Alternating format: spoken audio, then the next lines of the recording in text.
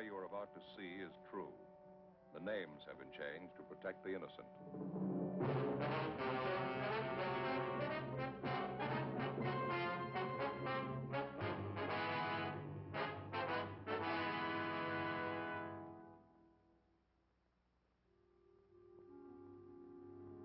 This is the city. 4 million people. There's something for everybody. Houses to live in. Places to work. Places to relax.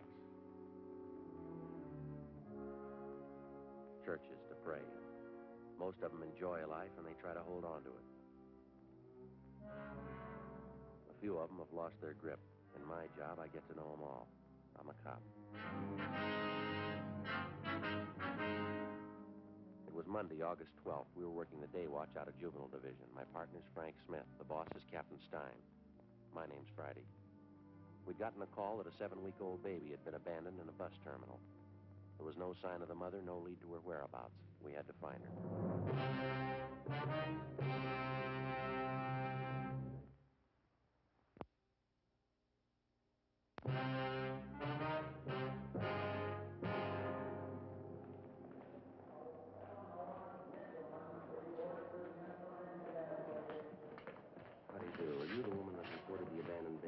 Yes, that's right. Police officers, ma'am. My name's Friday. This is my partner, Frank Smith, Juvenile Division. What was your name, ma'am? Mrs. Lewis. I'm certainly glad you're here. I've been waiting around this depot for hours. I don't know what to do. That's a good baby. Why don't you go to sleep now? Come on. Close your eyes and go to sleep. Oh, thing, it's a shame. Yes, ma'am. The report we got didn't go into details. Some woman left the baby with you, is that it? Yes, as soon as we got off the bus this morning. She said she'd only be gone a few minutes. It's been hours. I don't know what to do. Did you know the woman, Ms. Lewis? Her name's Dorothy Miller. She's from Arizona. Tucson. We got off the bus, and she asked me if I'd hold her baby while she went to get her luggage. She said she'd meet me right there by the information desk. I've been waiting ever since. She hasn't come back. I don't know what to think. How well did you know this Dorothy Miller, ma'am? Well, not too well, but she seemed like such a nice girl, friendly, very sociable. We sat together all the way in. Mm-hmm. You got on the bus with her at Tucson, is that it? Oh, no. I'm from Cincinnati. I got on a bus there and then went down to Dallas. Had a visit with an aunt of mine down there. Oh, I see. I got another bus in Dallas to come out here. Went along the southern route. Very nice. The same bus I came in on this morning. I'm out here to meet my husband, Army man. He's coming in on a transport from overseas. He's coming in tomorrow. Mm-hmm. Now, you say this Dorothy Miller boarded the bus at Tucson with the baby. She rode all the way into Los Angeles with you, is that right? Yes, right into the depot. She sat in the seat next to mine. We struck up a conversation, got to be quite good friends. Such a cute baby, I just can't imagine. Now, how about her description, Ms. Lewis? Anything unusual there? No, I wouldn't say so. A small girl, 5'3" or 4", I'd say, 110 or 15 pounds. Red hair, shoulder length, dark eyes, nice complexion, very pretty eyes. About how old would you say? 20. That's what she told me anyway. She said she had a birthday in May. I remember we talked about that. She was born under the same sign I was, Taurus the Bull. Mm-hmm. And in all the talk she had with the Miller girl, she never gave you any reason to think that anything was wrong with her. She didn't seem to be despondent or depressed about it. Perfectly normal girl, as far as I could tell. I just can't get over it. I can't imagine her doing anything like this. You checked around the depot, did you? You had her paged? I talked to everyone in the place. The porters, ticket clerks, information desk, traveler's aid. Not one of them could help. I tried everybody. There. It's all right now. We'll find your mother. You try and sleep. Tomorrow. Wonderful. It's just adorable. It's a little boy. She said his name's Stephen. Yes, ma'am. Her own baby, so small and helpless. How could she go off and leave him? Well, I guess she had a reason. It must have been important. A 7-week-old baby, your own? What's more important than that?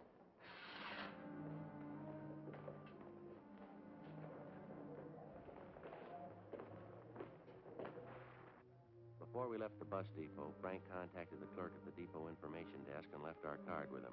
If anyone came in to make inquiries about the abandoned child, he was to advise them to get in touch with us.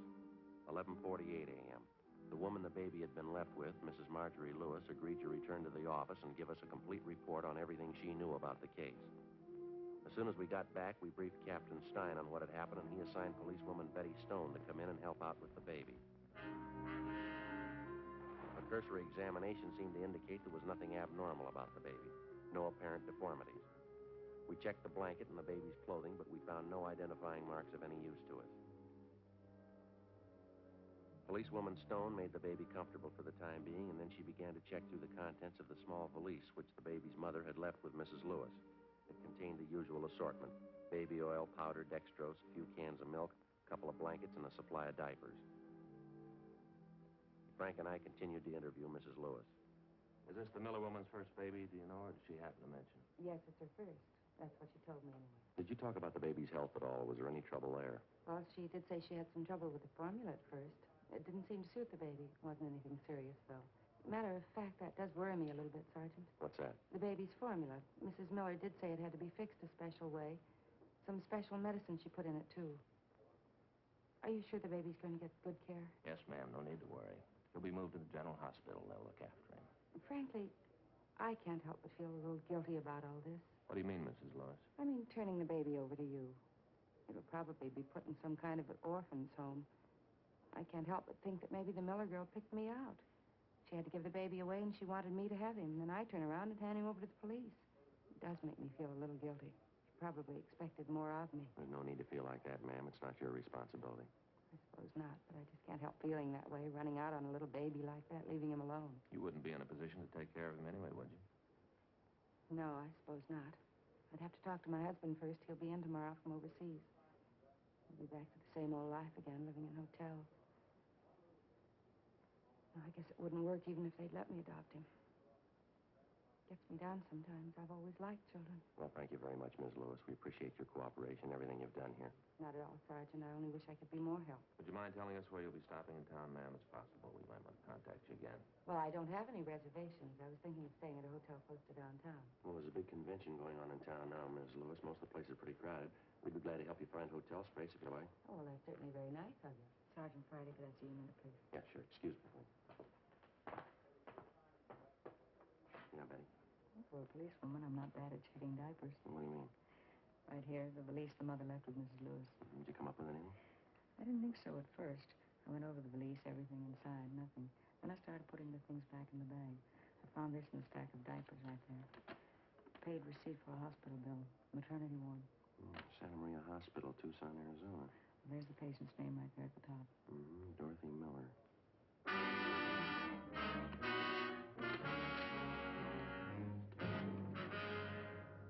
12:30 p.m.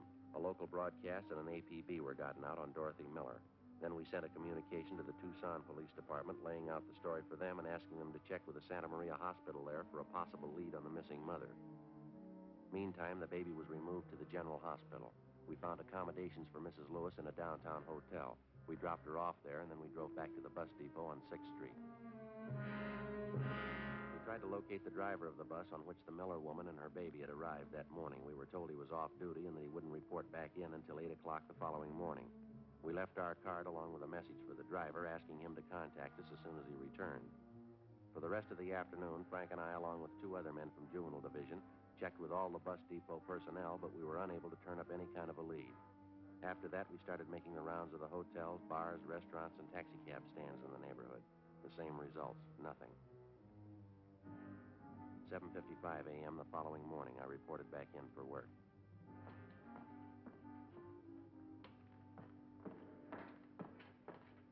Good morning, Joe. Oh, hi, Betty. Frank check in yet? Yeah, I went out for a minute, said he'd be right back. What do you know? Anything new? Communication for you from the Tucson PD. Kickback on that query got off to them yesterday. You see this? Yeah, confirms the fact the woman had her baby in that hospital. Still not much help, though. Yeah, I see. We checked out her last known address in Tucson. She moved. No forwarding address, no line on her friends or relatives. Well, the day the baby was born seems to check out. Yeah, June 24th. Makes the baby just about 7 weeks old. This part doesn't make much sense, though. The Miller girl's description? Yeah, Ms. Lewis said Dorothy Miller was small and dark. Long red hair, dark eyes. People at the hospital describe her as being fairly tall. Blue eyes, short brown hair, about 29 or 30 years old. Mrs. Lewis said the Miller girl just turned 20, didn't she? Yeah. Sure doesn't figure, does it? A little too much to write off as coincidence. 2 Dorothy Millers having babies, same day, same hospital. I just happened to think. This description of the Miller girl. Uh-huh. Fairly tall, short brown hair. Ms. Lewis has short brown hair, hasn't she? Hi, Joe. Morning, Frank.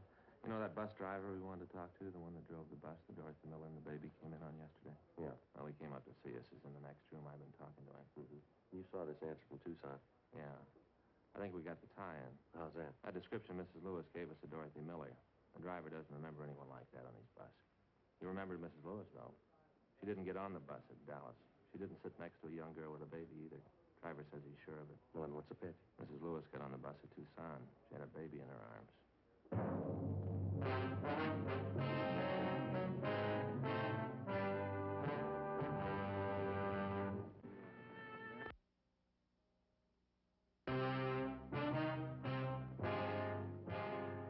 8:35 a.m. Frank Smith and I continued to interview the bus driver, the same man who'd been driving the bus on which Mrs. Lewis and the abandoned baby and his mother supposedly had arrived in Los Angeles the day before. The more we talked to the driver, the more he convinced us that the story we'd gotten from Mrs. Marjorie Lewis was a long way from the truth. He repeated that he was absolutely sure that Mrs. Lewis did not get on the bus at Dallas, that she boarded the bus at Tucson, and at the time she got on, she was holding a baby in her arms. He was just as positive that Mrs. Lewis held the baby in her arms all the way into Los Angeles, and that she did not sit next to a young red-haired girl, but an elderly woman. He also told us that none of his passengers on that particular trip fitted the description of Dorothy Miller as given us by Mrs. Lewis. 8:50 a.m. Before the bus driver left, we got his address and a phone number where we could get in touch with him if necessary. 9:05 a.m. Frank and I got in the car, drove to the downtown hotel where Mrs. Lewis was staying. She told us that her husband, Army Captain Walter Lewis, had arrived in from overseas earlier that morning and checked in at the hotel, that he was downstairs in the hotel barber shop. That's quite a parade they're having down there. Yes, ma'am. How's the baby? Are they taking care of him? Is he all right? Yes, ma'am. We checked with the hospital. He's doing fine. Oh, I'm glad. And the Miller girl, Dorothy Miller, did you find out anything? We haven't been able to locate her. No trace of her at all. That's why we're here, Mrs. Lewis. There are a few things we'd like to have you straighten out for us. Well, I'll be glad to do anything I can to help. I think I already told you everything I know about the girl. We'll be honest with you, Ms. Lewis. We don't think you're telling us the truth. What? I don't understand. We talked to the man who was driving the bus she came in on yesterday, the same bus you say Dorothy Miller and her baby were on. Yes, that's right. Well, the bus driver couldn't remember the Miller girl, told us none of his passengers even came close to her description. Well, there were quite a few people on the bus. I guess you can't blame him for not remembering her. He remembered you, Mrs. Lewis. You were sitting near the front of the bus. He doesn't remember anyone with a baby sitting next to you, though. I guess he made a mistake. He can't remember everything. He said you were holding the baby. I don't understand this. What is it you're trying to find out? When we talked to you yesterday, you told us that you got on the bus at Dallas. Isn't that right? Yes. What would that have to do with it? Well, the bus driver says you got on at Tucson. He seemed to remember it pretty well. Says when you got on the bus, you were holding a baby in your arms. Oh, that's silly. He's wrong. He must have me confused with somebody else. I don't see how, ma'am. He says you were the only woman on the bus with a baby. What's the point of this, Sergeant? I don't understand any of this. Well, now, frankly, Ms. Lewis, neither do we. I don't know why you're lying to us about this, but apparently you are. You're wrong. I'm not lying. It happened just the way I told you. The girl gave me the baby to hold, and then she disappeared. There's no reason for me to lie about that. We found a receipt for a hospital bill in that valise with the baby's things in it. The receipt was made out to Dorothy Miller. Well, that proves it, doesn't it? She was on the bus with me, and her baby was with her. Check was made with the hospital at Tucson. They remembered the name Dorothy Miller. She gave birth to a baby boy about 7 weeks ago. She wasn't the same girl you described to us. Description wasn't even close. Then it must be a mistake. I guess somebody made a mistake. I can't understand any of this. They sent us back a description of the Dorothy Miller who stayed at the hospital. Fairly tall woman, short brown hair, about 29 or 30. Yes? Description fits you, Mrs. Lewis. Fits almost perfectly. It's wrong. It has to be wrong. The whole thing's a mistake. No, I don't think so, ma'am. Why don't you tell me? What do you think? Tell me, please. Well, there is no Dorothy Miller. There never was. There's no such person. That's what you really think. I invented it? I made it all up? Did you?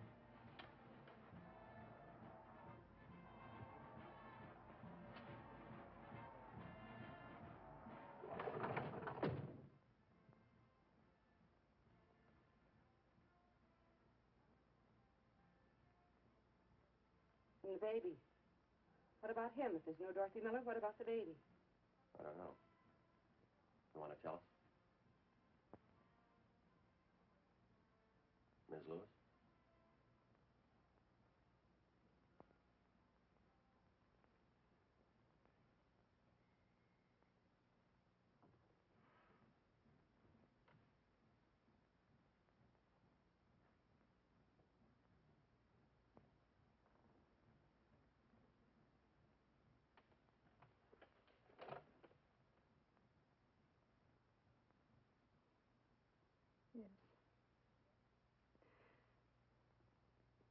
Yes. Mrs. Lewis, anything we can do? Thank you. I'm all right. I suppose I knew it would happen sometime. I tried not to think about it. Yeah? I knew you'd found out. That's why you asked if my husband was with me, isn't it? You didn't want to embarrass me. We wanted to give you a chance to tell your side of the story. We thought maybe you wanted to keep it from your husband. Oh, it doesn't matter. I'll tell him. He'll be back in a few minutes. He can do anything he wants, and I won't blame him. He'll pack his bag and walk out and leave, and I won't blame him. Nobody will blame him. You want to tell us about it? I think you know. It's my baby. My own baby, and I couldn't keep him. There wasn't anything else to do. Nothing. My own baby. You made up the whole story about the girl, Dorothy Miller, her leaving the baby with you. Mrs. Lewis? Well, now, you must have had a reason for it, Mrs. Lewis. Giving your baby away. You want to tell us about it?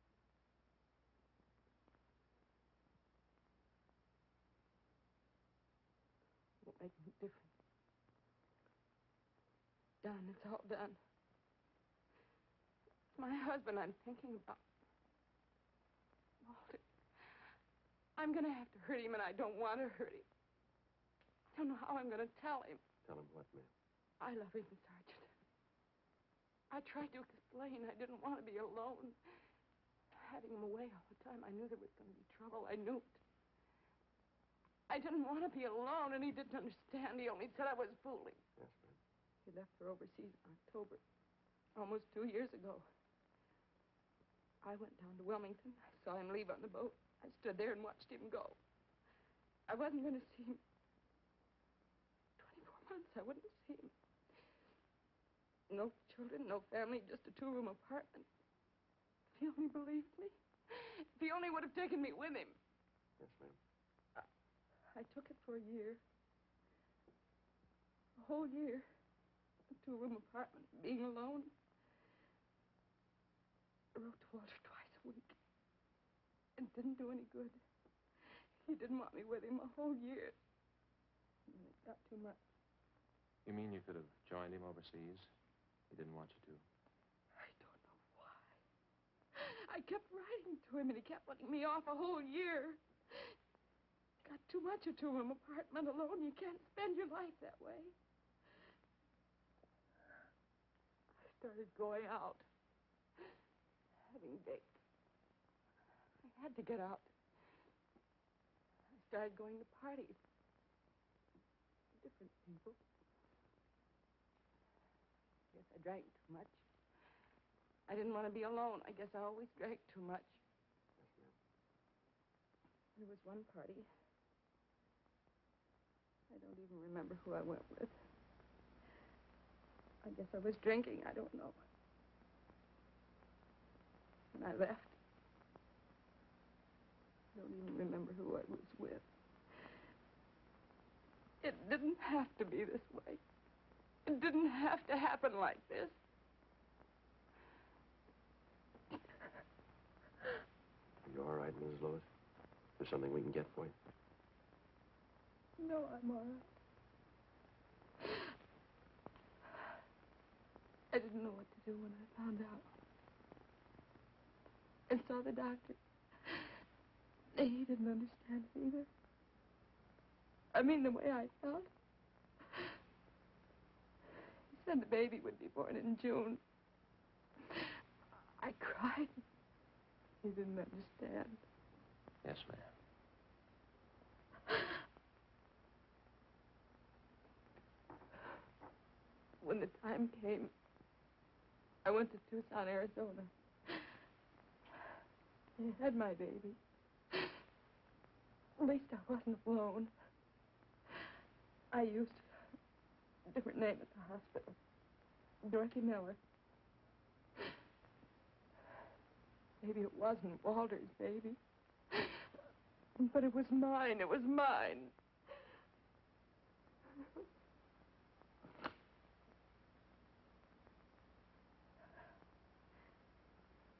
But at first it wouldn't make any difference. But it did, though. It did. So you figured on giving up the baby? Giving him away? Is that it? I can't tell you how many times I worked it out in my mind day after day. I almost went crazy with it. Walter, the baby, which was it? I finally decided, Walter. Don't you think it's fair? Don't you? Well, it's your decision, ma'am. It's going to have to be up to you. I don't know how to tell him. Won't you help me, please? Help me tell Walter. All right, if you like. It's a terrible thing. When you make a choice. When you have to hurt someone. To have to choose between the two of them. One of them has to be hurt. Ma'am? My husband or my baby. Which one?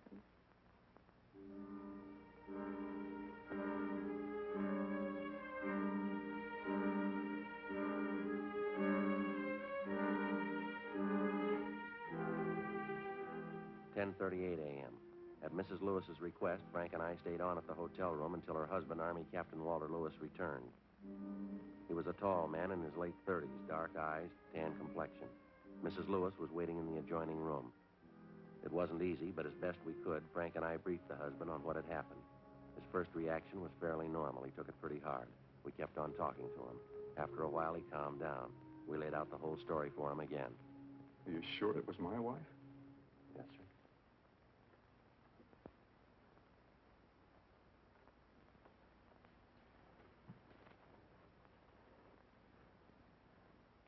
She turned the baby over to the police, is that it? She gave the baby up? Yes, sir. She figured it was the only thing she could do. Kind of hard to figure, isn't it? What's the answer? What am I supposed to do? Well, I know it's none of our business, Captain, but I think you might try looking at it from your wife's point of view. What do you mean? Well, it's pretty obvious she's still in love with you. I think she's shown you that. Yeah. Well, she was in a jam. It was a big choice for her to make.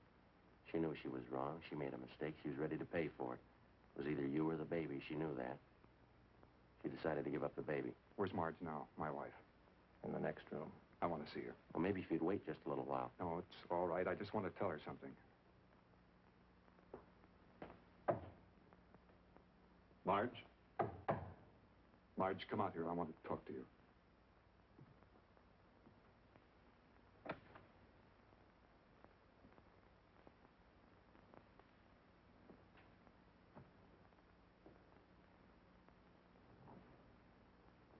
What can I say, Walter? I'm sorry. I'm sorry. There isn't anything else I can say. You don't have to say anything, Marge. You can do what you want. I won't blame you. You've got a right to do anything.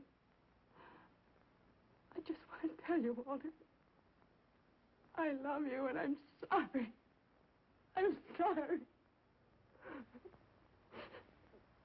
I won't blame you. Anything you do, I won't blame you.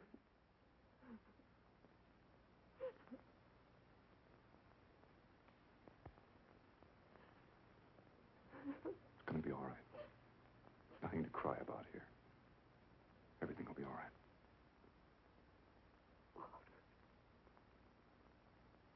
Walter.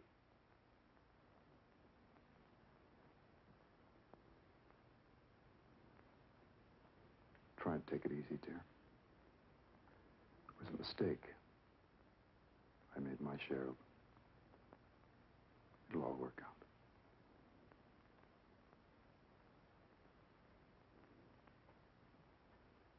Officer, Yes, sir?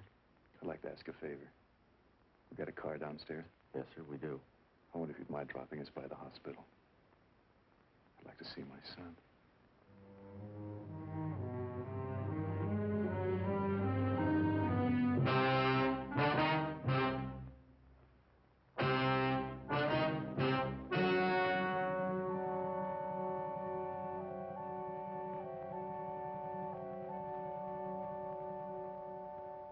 On August 15th, a meeting was held in the District Attorney's Office, City and County of Los Angeles, State of California.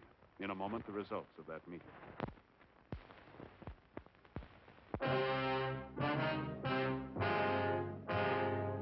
In the interests of justice, it was decided that no criminal complaint be filed against the suspect.